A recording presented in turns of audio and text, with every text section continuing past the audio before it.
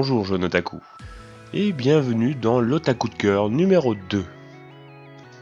Aujourd'hui nous allons nous pencher sur le manga Père et Fils.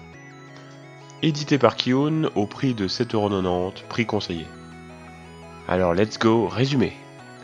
Torakashi, herboriste itinérant, passe la majeure partie de son temps sur les routes pour rendre visite à ses clients. Résultat, il n'a quasiment jamais vu son fils de 3 ans. À la mort de sa femme, il prend une décision qui change sa vie, celle d'amener le petit garçon avec lui sur les routes. Mais si Torakashi est incollable sur les plantes médicinales, il n'y connaît rien aux enfants et est loin d'être le père modèle. Pourquoi Shiro pleure-t-il? Pourquoi se réveille-t-il en pleine nuit?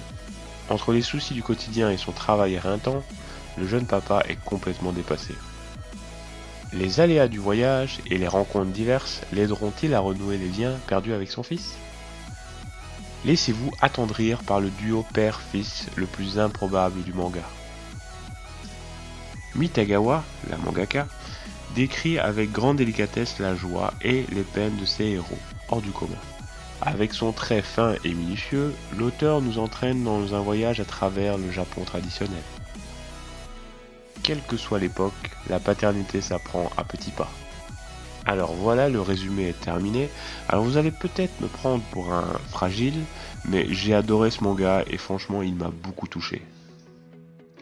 L'histoire émouvante d'un père ne sachant pas comment s'en sortir avec son fils, ne sachant pas comment lui parler de la mort de sa mère, malgré les sujets parfois un peu délicats comme le deuil, le personnage savent donner un ton tendre et parfois même humoristique à ce récit, franchement j'adore.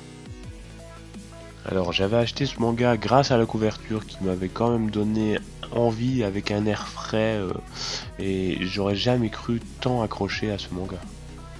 Le tome 2 est sorti depuis le 23 juin et je compte bien entendu me l'acheter.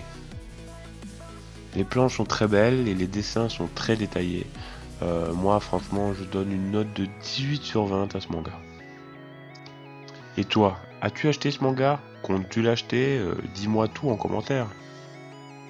C'est ainsi que se termine l'Otaku de cœur numéro 2. N'hésite pas à partager, à aimer la vidéo et surtout à commenter, c'est ça que je préfère le plus. Donc on se retrouve très prochainement pour le numéro 3. Bye tout le monde!